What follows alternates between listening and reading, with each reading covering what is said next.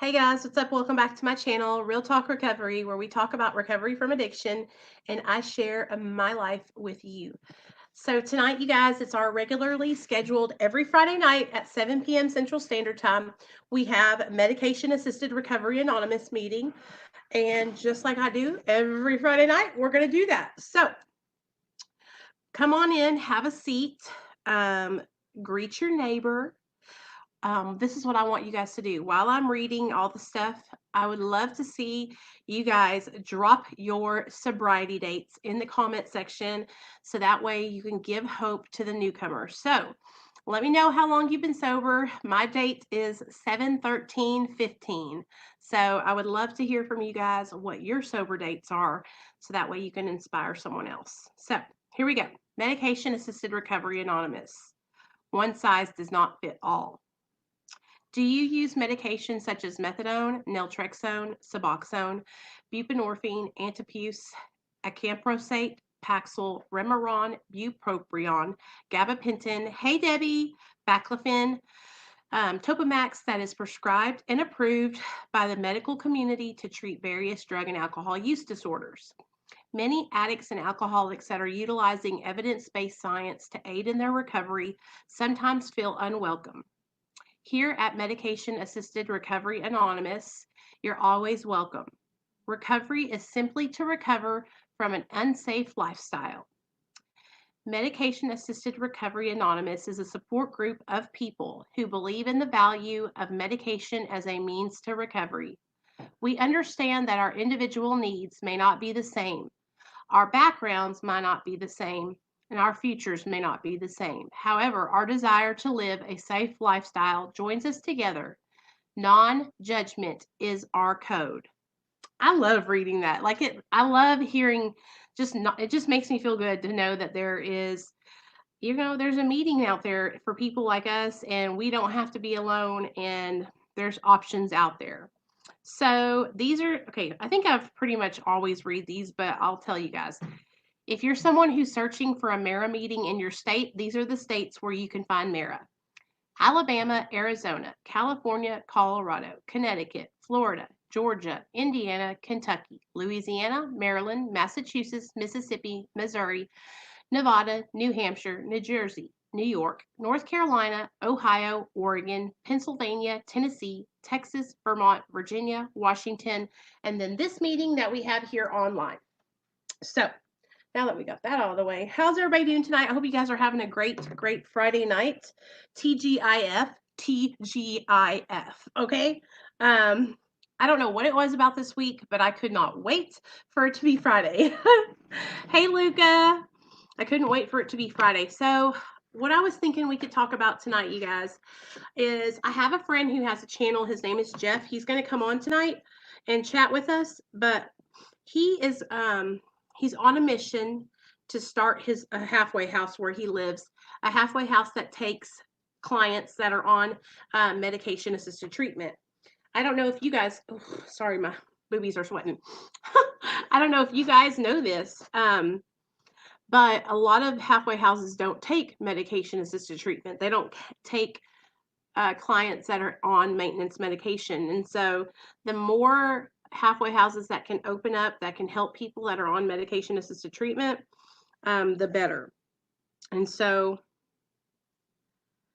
I just, I've always been someone who has, been open minded and I try to support other people, especially I'm all about supporting the underdog. That's like something that I've always been really passionate about is helping people who are struggling or maybe can't find their way. And I just think it's so important for us all to support each other and not judge each other. And whatever your means to recovery is, like we need to just be open minded and support each other. Hold on, I gotta let my dog out. And my hair is gonna drive me insane.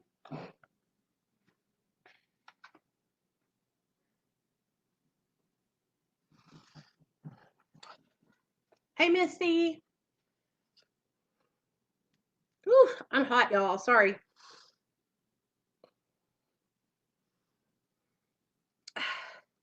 Hey, Hungry Ghost. Hey, Layla. How you doing, girl? Okay. What do you guys want to talk about tonight?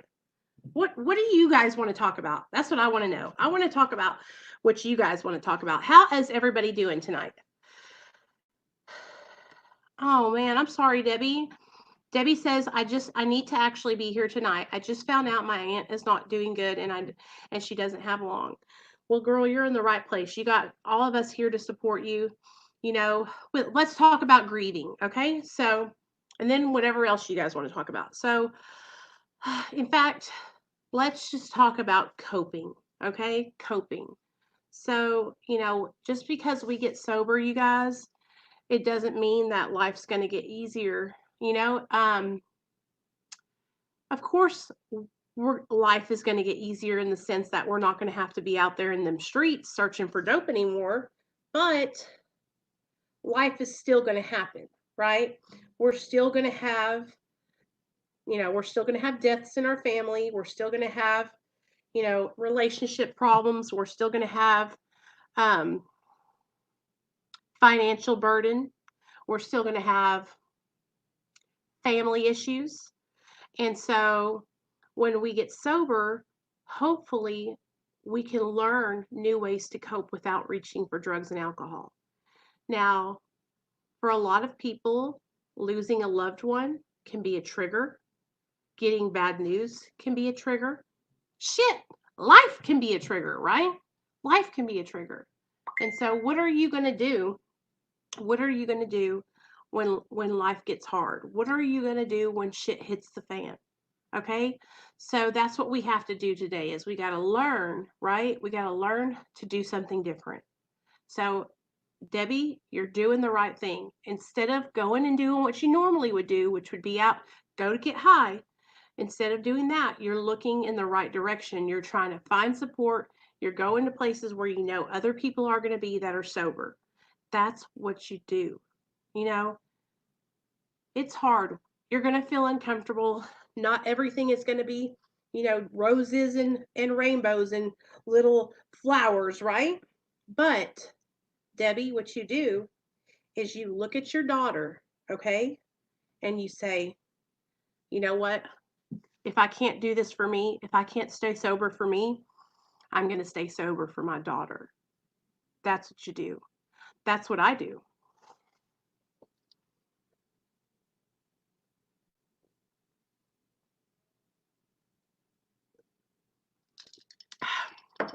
Hold on, I'll get it, Misty.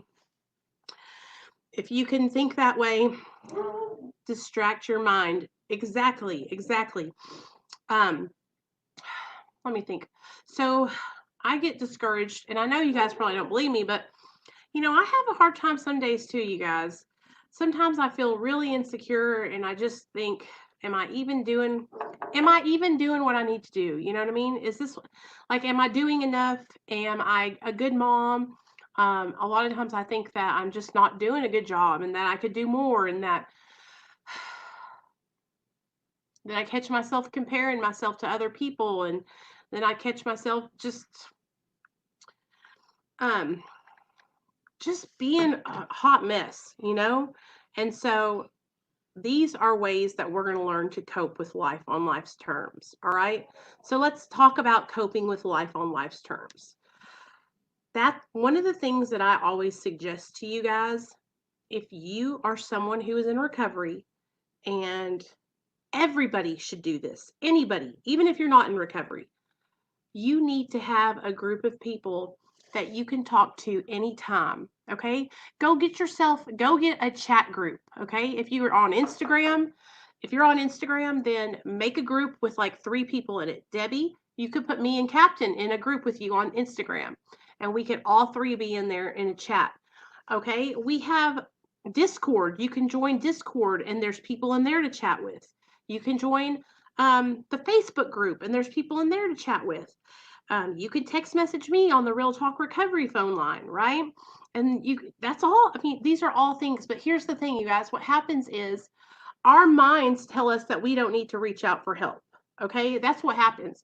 Our mind is like, I don't need help. Everything's going to be okay. Hold on, guys. I forgot to send Jeff an email to see to bring him on. Okay, hold on. I totally forgot to send him an email.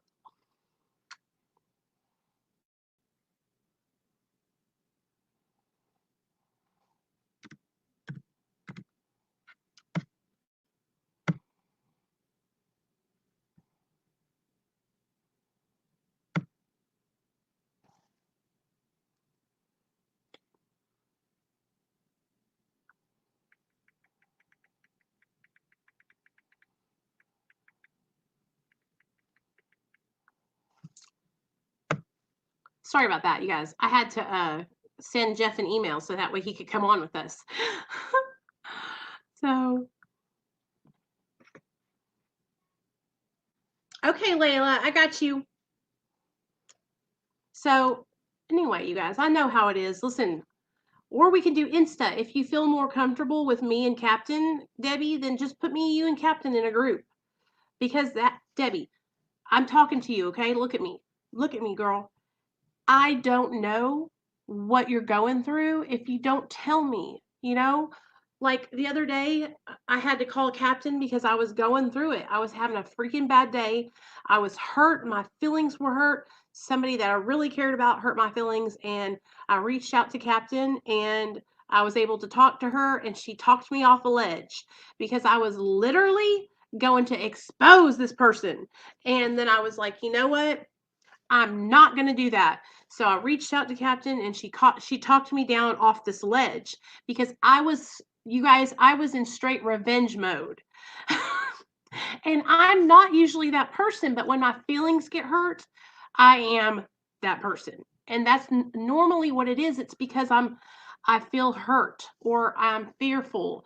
And it's so important to have other people that you can talk to. Like I don't have a lot of girlfriends. I have two girlfriends in real life people in Arkansas, but then my friends are people that I associate online. You know, like Cindy, Captain, the other Cindy, all of you guys, like y'all are my people. Y'all are my friends. And you know what? I know that might sound lame as hell, but I don't give a damn. You know? Um it's just the truth. I'm a grown ass woman and I struggle like getting out and like meeting people in real life. And so, just hanging out and talking to you guys online really does help me. It helps me a lot. So, it helps me to feel normal, And also, being a mom, my main focus is Nate. Like tomorrow, me and Nate and me and Nate are going to go over to his friend's house, um, his friend Brooks's house, and we're going to go play. I wanted to see if he wanted to stay the night tonight, but Nate said he was scared. He didn't want to stay the night at anybody else's house. So, you know me, I was like, hell yeah, go stay the night. I need a break.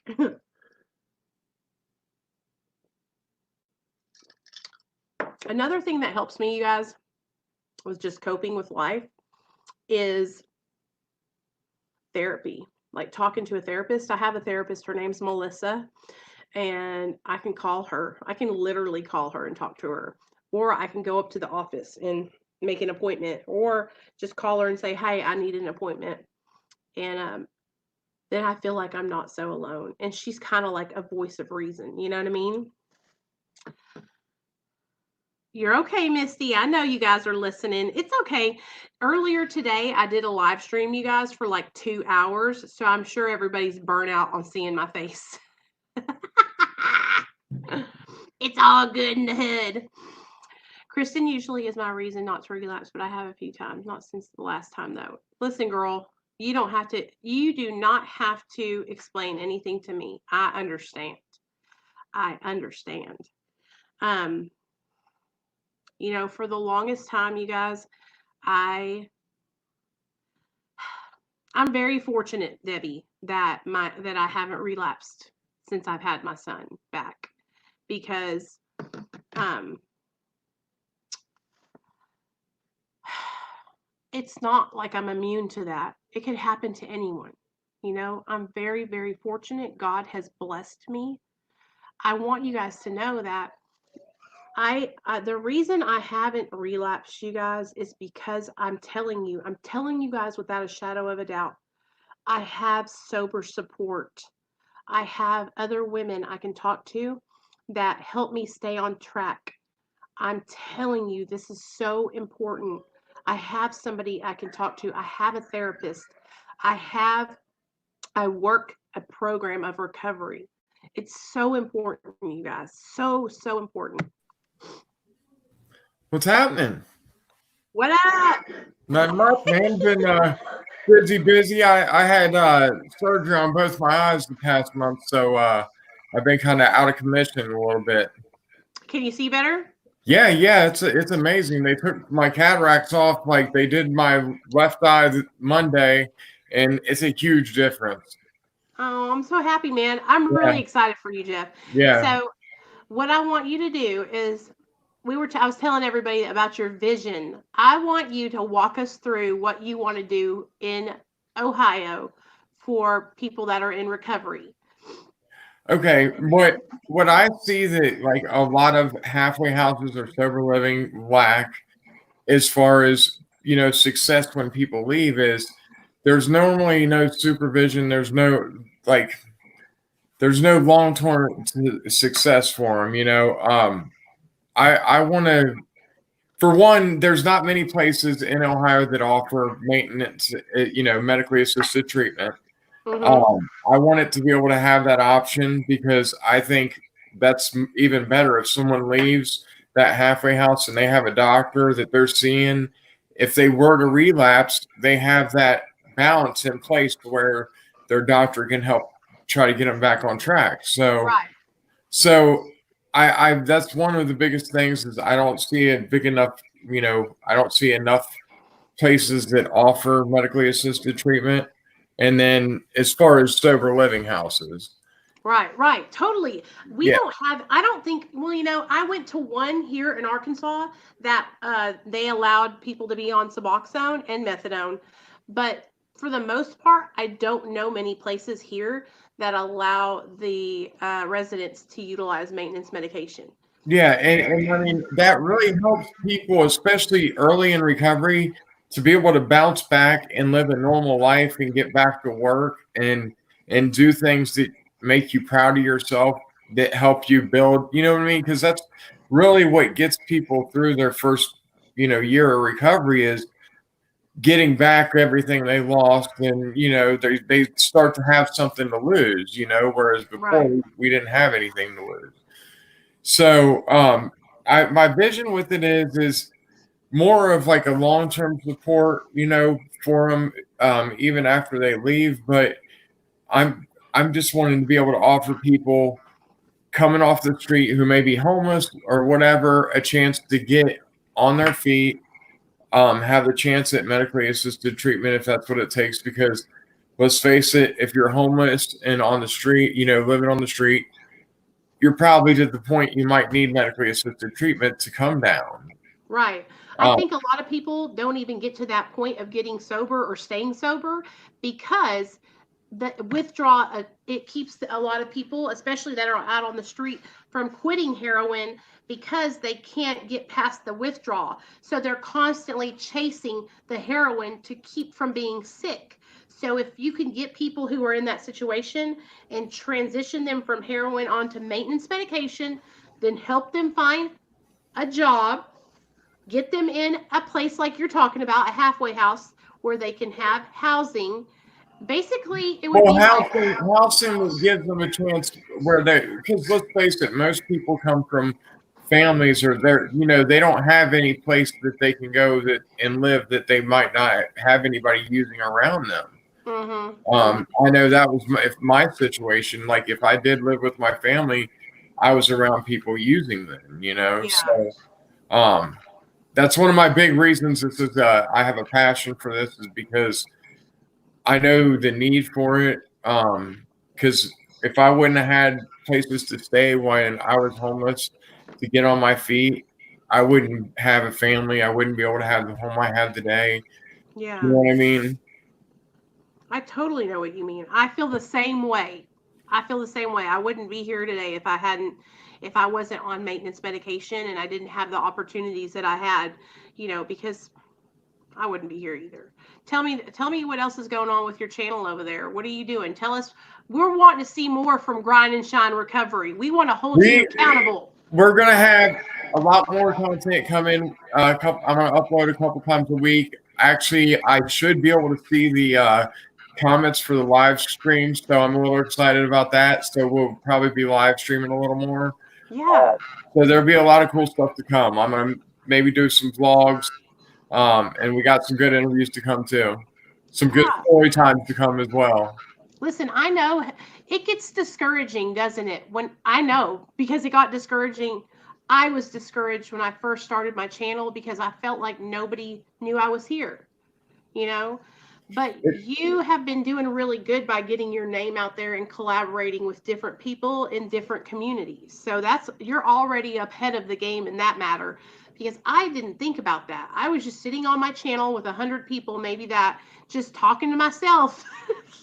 Well, hey, I figure if I keep staying on people about collabs and stuff, if they tell me no, I move on. But this squeaky wheel gets the oil, right? Right. What I think that we should do, I was watching, I watched this girl on YouTube. She's got like 20,000 subscribers. And what she's doing now is she's doing shout outs in the beginning of all her videos. Shout outs to new channels. Oh, really? So what I was thinking, I wish we could get like Badger, you, me, Jexy, Derek Lambert, and we could all start like maybe listing each other's channels at the beginning of the videos to help each other, Yeah. I'm hoping to actually have someone maybe. I'm gonna ask some of my subs if anyone wants to volunteer and help as far as to bring a little better content, because people don't realize it takes a lot as far as just making videos and putting them up. That takes a lot in itself, and then to be able to put all the links in and to actually set your channel up, it takes a lot. People don't realize it's not as easy as it may look. It's not. And I'm telling you this, like I'm getting to that point. Like I love doing live streams, but even I'm getting to that point where I want to pre-record the videos so that way they can be crisper and clearer, and people can just be able to interact on the comment sections below it. And then what we can do is we can premiere the video and we can be in there while it's premiering in the comments and the you can do live stream. Yeah, yes. You can live chat. Yeah, that's awesome. Yeah, and I think that's the best way to go. I mean, I think live streams are great though, because it does help people come together as a group too. Yeah. I agree.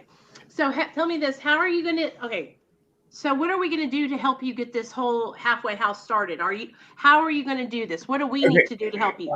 I'm working on, I'm reaching out to a few people from my home group who have a vision that's had a vision of doing something like this. Yeah. That have, business background and, they're pretty well educated. They have business background. So I'm going to have them help me with trying to look into getting like a LLC or like a nonprofit to where get it set up as a nonprofit. And so I'm going to kind of video some of these steps as I go through it to show people what I'm doing to move towards it. But that's the first step. And then I'm actually reaching out to a doctor here in Ohio to see if he would oversee the house as far as medically. Mm-hmm. That way there was, I got to figure that part out, especially there has to be a doctor to probably oversee the house to allow it. Right. Yeah. I don't know how that works for sure, but I believe I would have to have something like that in place. So I've already kind of started reaching out to see who might want to be involved. Yeah, I'm involved. I'll help you any way I can. You know that. For sure. And I got a lot of good people to reach out to. Like I know Dr. B will help me as far as any questions I have. And I really I think it's just such a great idea to offer people that chance to have, for one, a shelter to stay at, to get on their feet while they get back to work. And for two, the chance if they need maintenance, if they need to be on medically assisted treatment, that's what a lot of people need. I mean, I would rather see that any day of the week than someone have to go through catching a felony and going to prison and some of the stuff like, because even then you might end up on maintenance still in the end with that, Right. Can I ask you a question? Yeah. I know you've been watching YouTube. What do you think about all these people that are trying to jump off Suboxone? I think it's about quality of life, okay? Because some people got hooked. I got hooked because I had an actual back injury. I fractured a vertebrae in my back, broke 3 ribs. I had actual traumatic injury to my body that I needed to be on medicine. And it became a chronic pain issue. And it was, like I said, it was a serious injury. Now, I hope not to be on medicine my whole life because of that, but I have to take ibuprofen even to this day because of the pain, Yeah. So I think it's a quality of life thing. You know what I mean? I don't think I think if you're gonna do it, taper right. I mean, I taper slow. People, because it don't sound like much to jump off at a quarter, but it is because it's once you jump completely off. Right. That's one reason if I was I'd recommend for someone to try the Sublocade. If their insurance will cover it and they can find a doctor that will give it to them. Just because my wife didn't have cravings for like the first month and a half, 2 months that we stopped getting shot. So I wish I would have gave it more time myself when I had to switch back over to the sublinguals. What happened? Did you you switched over? Now you're still on the strips? Yeah. Well, I'm on the tablets, but what happened is any doctor that prescribes Sublocade, since it's an injection, if the injection's given, like into a vein, it would kill someone. So they have to have a certain type of license to give you the because what it is, it's a little plastic gel tablet that injects under your body fat, in your stomach, and it dissolves throughout the month. But from what I've heard about it, I mean, when I was on it, it worked great. I didn't have I couldn't tell a difference in that and my normal dose. So I would definitely recommend it to someone before just completely quitting, because it breaks that mental habit. You know what I mean? Right. A little reminder that you have every day of having to take that quarter or whatever, Yeah. Well, I've just seen I think it's 2 or 3 people now that have channels that I just feel like it was out of nowhere. And they're like, I'm jumping off Suboxone. And I'm like, what? You haven't even started tapering. What do you mean? Yeah. And I think I get a lot of people, I think, get caught up in the stigma that comes with being on Suboxone, that you can't be healthy. You can't be a legitimate person wanting to be sober because some people don't, they see the bad raps, they see the bad side of Suboxone, the people who abuse it. So I think some people let the stigma push them into wanting to get off too fast. Right. That's exactly what I think it is. And then what happens, they end up adding to that stigma by saying things like, oh, well, Suboxone's just a way to keep you hooked, blah, blah, blah, blah, blah. Or, nobody should be on Suboxone for the rest of their life. That's just not. And I'm just like, why are you saying this? You don't know shit.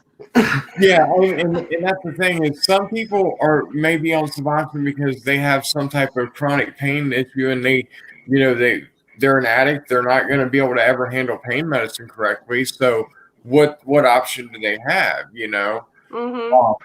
Because buprenorphine is a partial antagonist, so it does work somewhat as a pain suppressant. But I think it's to each their own. If someone could take 1 or 2 tablets a day and not be out on the street shooting dope, and if they're living a normal life, going to work 9 to 5 or whatever, and taking care of their family, that's insane. That's insane to me that people even get caught up on, hey, it's a substitute or it's this or it's that.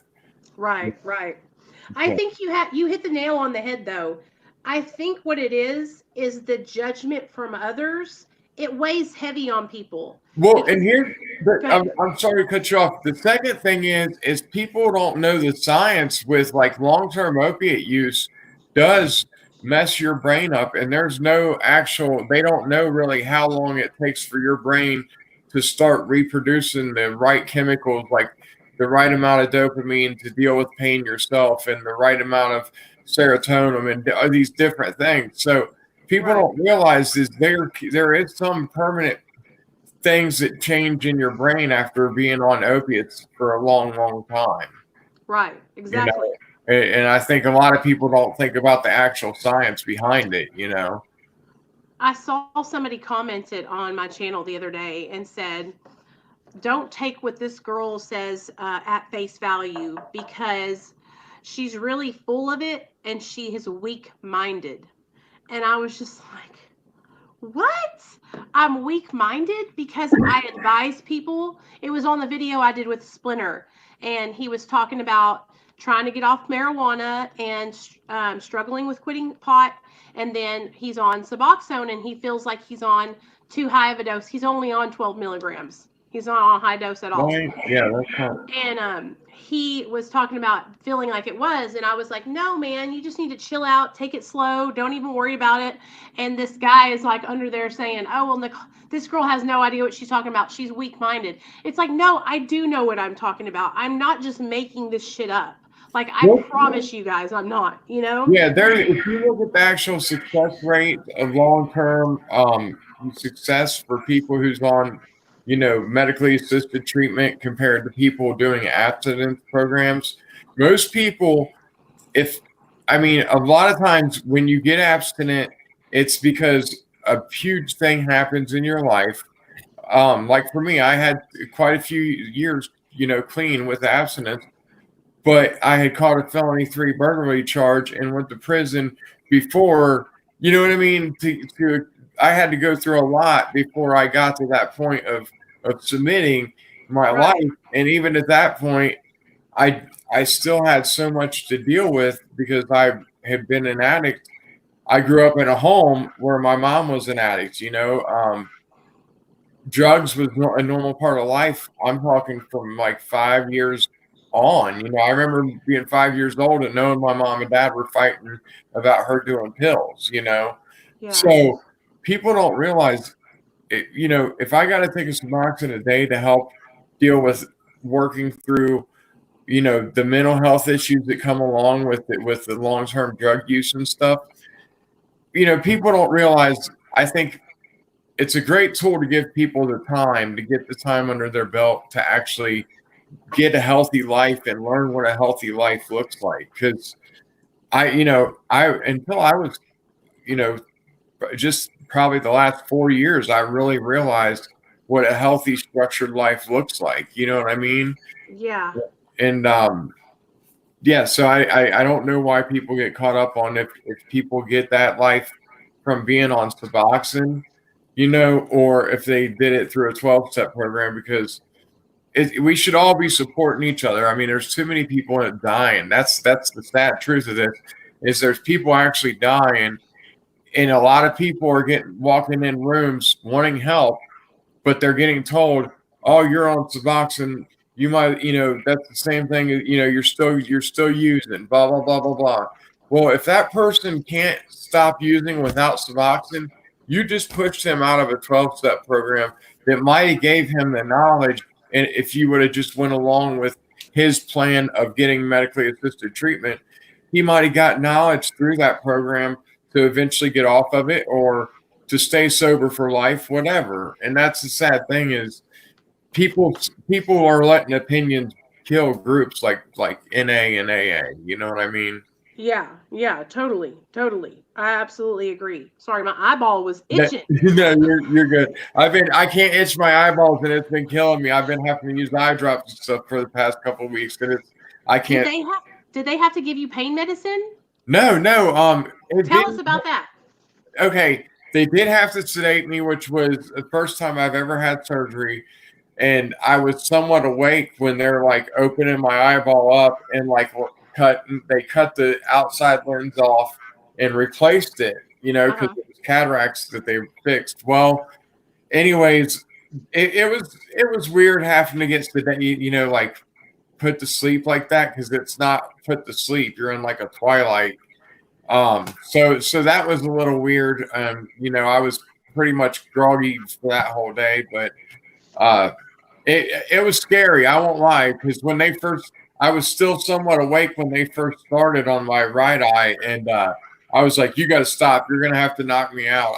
Because I just, Could let you see somebody. it? Yeah, they were like, he was telling me which way to look my eye, like Oh, while he was working on my eye. Like, but I was so sedated. They gave me the same type of medicine that's called Twilight. It's the same type of medicine they use with like cardio patients, where they're somewhat awake, but you don't, you're not really awake. You know what I mean? That's the best way I could explain it. hey, we got a question for you. Thanks, Botanical Romance. I appreciate that, man. I'll ask Jeff. All right. Jeff, Jeff's opinion on kratom. I left a message offering our friend Lance some for free. No reply yet, and just curious if Jeff has an opinion on kratom. You know, my wife is to the point where she is very low on her Suboxone, and she's actually talked about wanting to look into kratom. Uh-huh. I think the natural route. I mean, I like the idea of it.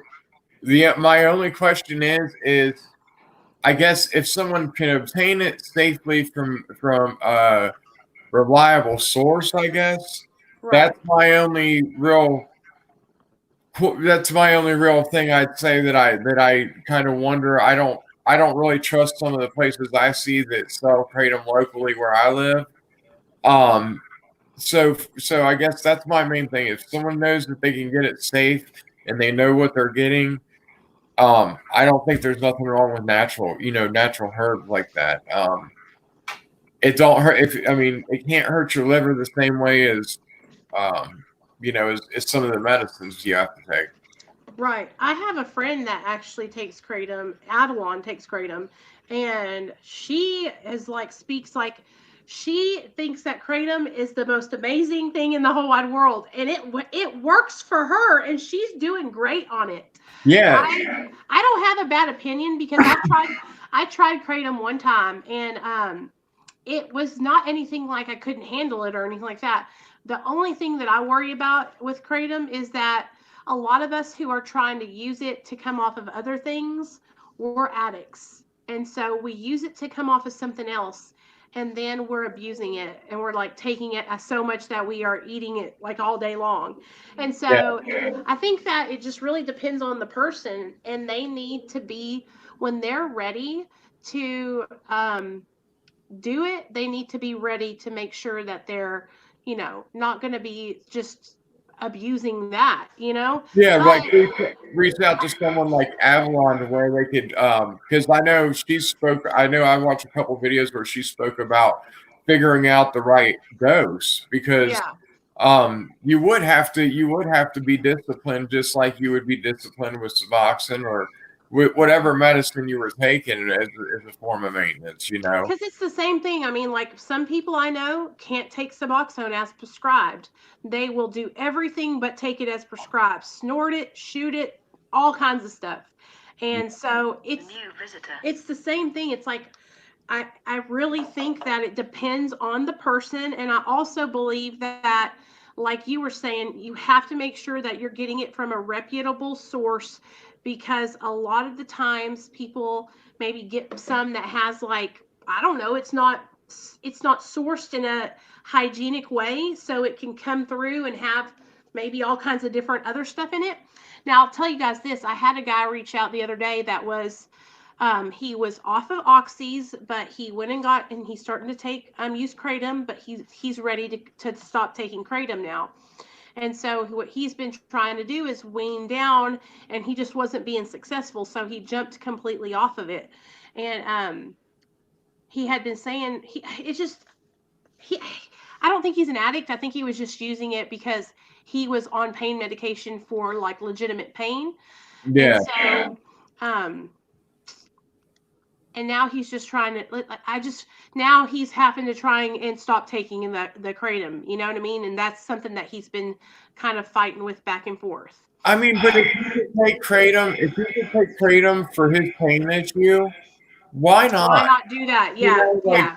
because it's all about use. There's use and there's abuse. You know what I Hmm. mean? And if you're using something as a medicine, it's not abuse. You know what I mean? And that it's as simple as that. And that's what kills me with the whole, people getting caught up on if someone is if someone's not doing heroin because they take a couple tablespoons of kratom a day, that is awesome. You know what I Right. mean? Like, and that's the thing is, I support anything that keeps people, alive and being able to, work towards a better life. That's what we do around here. Like I used to be super judgmental, and I'm just keeping it real with you guys. I used to be really judgmental about kratom. You can ask anybody, and it wasn't because I knew anything about kratom. It was just because I didn't know anything about kratom. So when people would ask me, they'd say, "What do you think about kratom, Nicole?" And I'd say, "Fuck that shit. Nobody needs to take that." And then I realized that I was doing that, and people did that to me about Suboxone. And so I thought, man, I need to learn about kratom so that way I can give my opinion in a more educated way and not ignorant. And Check so, check out Mac Lethal. He has a testimonial thing of how kratom saved his life, and he's been clean for a couple years due to kratom. right, right. Now, one thing he did say was the same thing. I was saying is making sure you could get it from a reputable source. Yeah, yeah. So So I mean, I support anything that helps people keep from I support anything that is the opposite of addiction. I support you. If you are on a medication or on kratom or smoking marijuana because that helps you stay away from negative consequences, negative behaviors, then I support you. I realize that everybody is different and what works for one person might not work for the other person. And just because I can't smoke the ganja and keep a needle out of my arm doesn't mean that somebody else can't smoke the ganja and keep a needle out of their arm or eat kratom or be on methadone, right? yeah, Just because my experience was bad with a certain, medication doesn't mean that everyone's experience is going to be bad. But it's taken me like a time to learn that because I had to go through being ridiculed by other people to realize that it sucks to have people judging you when they have no idea what you've been through, you know? for sure, for sure. And that's why I think the main thing is like coming together, like with what you're doing, is making it open for anyone to, hey, if you got something that's working to keep you clean and you're able to live a normal, healthy life, that I mean, it's all about support for me, for groups like this, and that's what I love about it because it's about keeping each other alive, and hopefully helping the next person have a chance at living a normal life. And that's one reason, like I said, to circle back around to me wanting to do a sober living so bad is I know all the red tape I had to go through, and that's one reason I believe it would be such a good thing for me to help run something like that, because there are programs to help people get on their feet, but when you're coming off the street and just trying to get your life together and just trying to get clean, it's hard to navigate all the routes you have to go for stuff, for the help that is there. Yeah, it really is. You know what, Jeff, even, I mean, what I did, you need to do this. You need to get yourself one of these phone numbers like I have. It's just text talk phone number. And then you need to start letting people know that you have that number and people can call you. And you need to start practicing, like helping people and helping them find treatment, helping them find places to stay if they're trying to find halfway houses. So that way, when you do finally get into a position where you're able to do that for a living, you're going to be already on top of it. Because that's Yeah. exactly what I did. I've been practicing, and Look at me now. Yeah, for sure. Well, You know what I mean? since my channel started, I've got 5 people into treatment and 1 guy into a halfway house. So like, I do need to just get a number like that I could put on my channel though, because I Yeah. normally don't give my number out unless it's in the comments or something like that, or through Instagram, you know. Right. Um, but yeah, I've been able to help, and that's awesome for me to, you know, that's what keeps me going is that I've been able to help a few people take that step to get the help they wanted, you know, when they needed it. That's the thing. I think a lot of people when they watch our channels, I mean, okay, so let's just be honest with it. A lot of people start YouTube channels because, they want to become YouTube famous and stuff. But I feel like for people in the recovery community, or at least for you and I, that my channel helps me stay sober. Like talking to you guys is like being at a meeting for me. Like Yeah, for real. yeah, it's the You know, service of it. It keeps me busy. Yeah, for sure, for sure. because I'm on here. I was just telling everybody last month I live streamed for 20 hours. That's a lot. That's a lot of 20 time. hours in 1 month. And I was like, that's 20 hours that I stayed sober. That's 20 hours that we were doing, spreading a message of hope. And I was like, you know what? That's a part-time job. Yeah, That's some putting in some work. yeah, So but I'm telling you, like, it helps me stay on course. This is like my Friday night schedule. I know every Friday night I got to get to the house, get everybody fed, and then pop on at 7 because we're going to do a Mara meeting. for sure. So Hey, I just, it's awesome, and it gives a lot of people a place to come, because meetings aren't always easy to get to, you know, and support groups ain't always easy to find. So that's the one thing I think that's awesome, that there's actually becoming a recovery community on YouTube to where, you know, people can have that support, because let's face it, a lot of us haven't had, you know, positive support in our life in a long time. right, right. So Right. It's pretty amazing. I'm so excited. And it the is more for that our sure. channels grow, the more people that are going to be over here in this community with us. You know what I mean? For sure. Well, hey, I gotta jump off here. I hear my daughter kind of fussing upstairs, but it was awesome. Thank you for having me on, and you're gonna come on my channel again here soon. I know I am. I knew you wouldn't mind. I'll see you later, Jeff. I love you. All right, love you too. Stay up. Bye. Okay, guys, I love Jeff. He's such a sweet person. If you guys haven't already, please go subscribe to his channel, Grind and Shine Recovery. He just got his surgery on his eyes, you guys, so he's going to be able to see the live stream comments. Roll call. I've been seeing a bunch of people from Big Sid's channel dropping in and then saying roll call, and then they leave. Did you guys see today on Big Sid's channel that he said he's in a turf war with the Girl Scouts?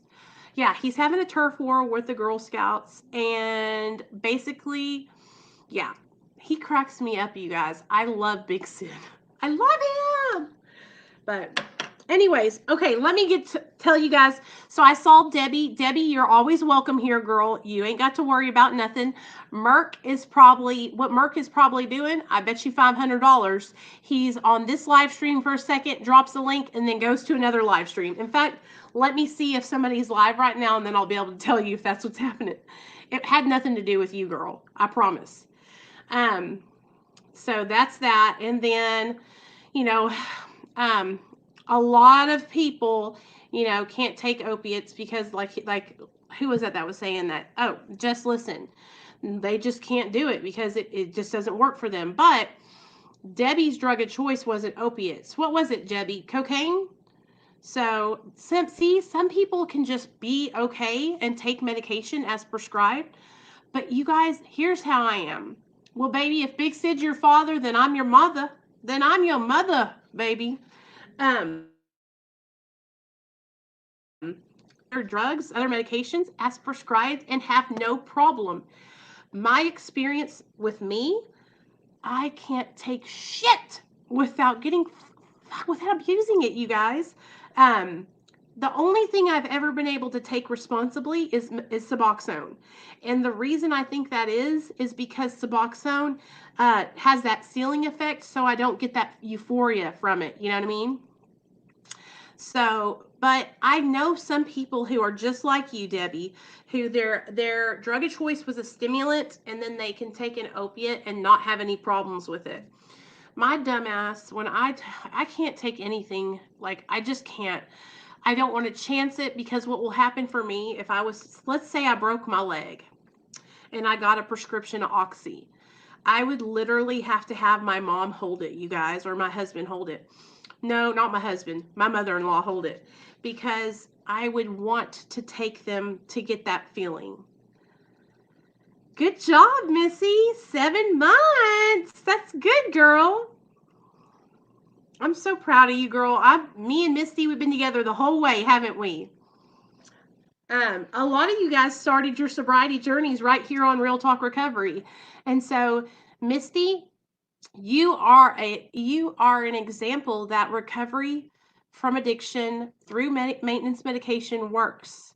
And you're also a perfect example of how having a sober support system here on Real Talk Recovery helps you. And so, girl, you're a mouthpiece. You can share that with other people and let them know, like, it really does work, you know? Because a lot of people don't understand that they have to have support. Debbie, I'm not, I'm just keeping it real with you, girl. But a lot of the reasons why I think that you struggle is because you isolate yourself. You'll come around for a bit and then you'll disappear. Now, I do know that that might be because of the bipolar, because my sister's bipolar and she does the same exact thing. She will isolate herself. Hey, Captain Crunch.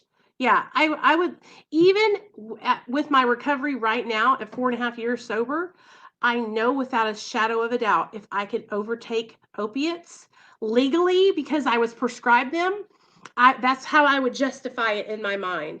I would rationalize it and I would say, I need all these.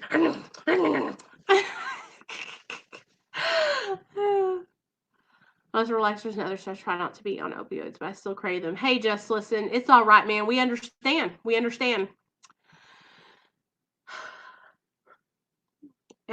Here ever since. That's right.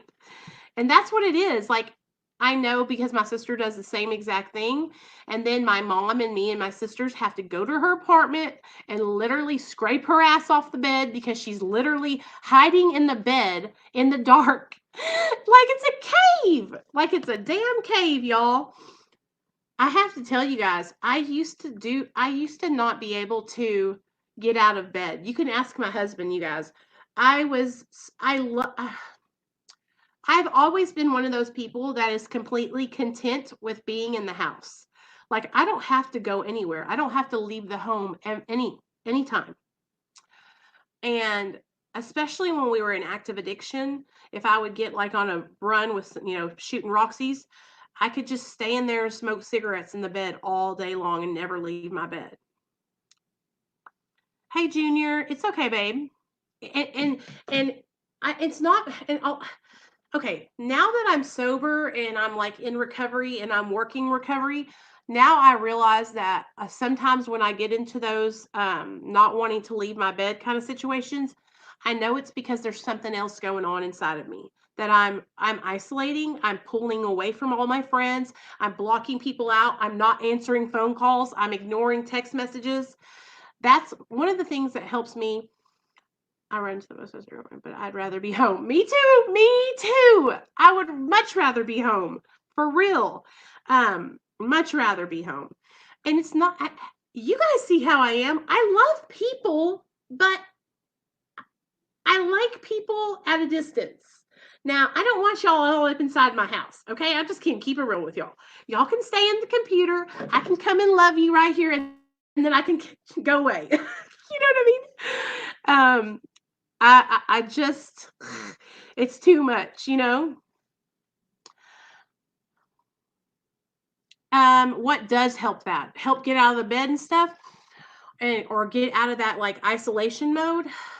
Okay, so a lot of the times what I have to do with myself, you guys, Hey, Bigfoot, Suboxone helps me with bipolar. I've heard some people say that it helps them with their depression. I believe it too because you got to remember, like it's an opioid, so it's going to that receptor. Good to be here, and I love that Nicole is a God-fearing woman. Hey, Kenneth, thanks, man.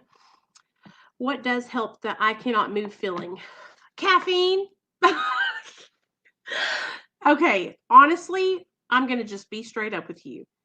I I was really struggling, and I'm the kind of person that like I'll let that struggle just build up and build up. Marcus says exercise. But how do you get yourself out of the bed to go exercise, Marcus? How do you get motivated? Okay, so that's what I was struggling with. I was struggling with an overall just major lack of motivation. Now, I also have to explain something to you guys. I have hepatitis C. So I have lethargy. Like I'll just be like tired all the time. All right. So I went to the doctor and I got put on Wellbutrin, and that's changed my life. But not everybody wants to get on a medication, right? So if you don't want to get on medication, the thing that I still have to do is I have to talk to myself, tell myself, come on, Nicole, you can't just lay in bed all day long. Also, planning things. Plan for your plan to do at least one thing where you get out of your house and you leave. Even if it's just go walking and up and down the street to the park or something. So that way you're not stuck in there for days on end. You know what I mean? How many of you guys have struggles with lack of motivation? Like now you see me right now. What time is it? It's 7:50 and I could run a marathon right now. I am motivated right now.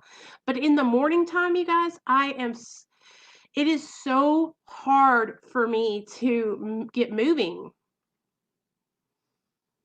Okay, Krista, I totally understand, girl. I'm fixing to get off here too. Seriously, exercise does help a lot, but the hardest thing is getting started. But after the first week, you feel so much better. And so that's what a lot of people have told me is that once you get started and you get that, like, I guess the endorphins cracking in your brain, that it helps you to keep on doing it. I'm allergic to mornings. I know, right? Now, botanical romance. The kratom that I tried was like, I don't want to say it was like speed, but it was like a whole bunch of caffeine. And so I took it, and then like 15, 20 minutes, no, 10 minutes, 15 minutes later, I felt like I was literally like I was running around the house cleaning everything. I have the problem. I stay home and take care of my grandmother, so I hardly ever leave, and it sucks. Nicole, same. I don't have a grandmother I'm taking care of, but I hardly leave except for to go to work. Hey, Ladybug, what's up? I know it does seem hard. I know. You know what? I need to get my thyroid checked too. I'm going to tell y'all though, like I didn't realize how many calories I was taking in once I got sober. And so because when I was in my active addiction, I was on all these different drugs, I wasn't eating, I was also using stimulants.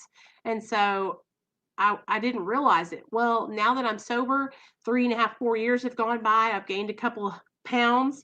I started tracking my calories, and I was taking in too many calories. And so now that I'm dropping my calories down, I feel like I have a lot more energy too now. Oh yay, I'll get stuff done, but whites are like, must do it all now. Fuck out of my way. I don't know what kind I took. Avalon sent it to me, but I was just like, it literally. But here's the thing, botanical romance. I don't know how the hell you guys tossed and washed that shit because I thought I was gonna die. That shit tastes like dog dicks. I don't know what a dog penis tastes like, but it's disgusting. Dog pee.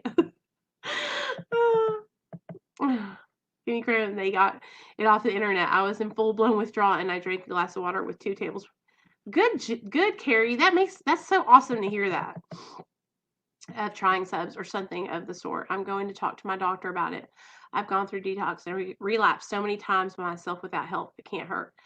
Hey, Just listen. Also, like if you're somebody who chronically relapses, I'm the same way. Okay. Me, botanical romance, I'm 37 and I need to work out too. We can do it together. Um,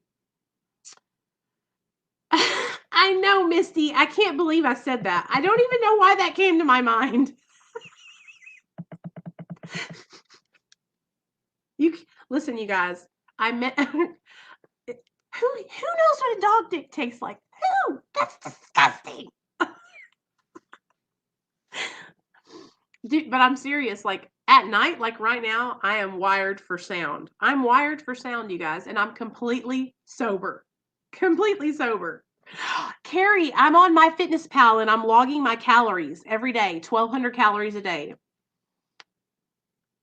I don't know. Listen, I have a Fitbit, but it's not working. I tried to work it, but I can't get it to work. So I have to order a new one, I suppose. I want to get one of those like really nice high tech ones. Girl, you'll beat me. You'll beat me on the steps.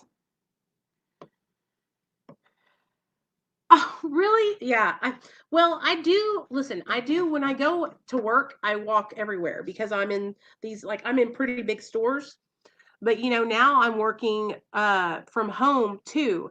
So if I end up going full time with this new job, you guys, um, I'm gonna have to get like a gym membership because I'm going to need to work out. I'm going to need to keep it moving.